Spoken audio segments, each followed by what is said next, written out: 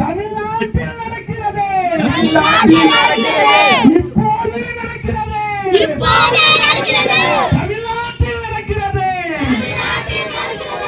இரத்தவெறி பிடித்த மிருகங்களின் பாலியல் அட்டகாசம், அராஜகம் தமிழ்நாட்டில் இப்போது நடக்கிறது.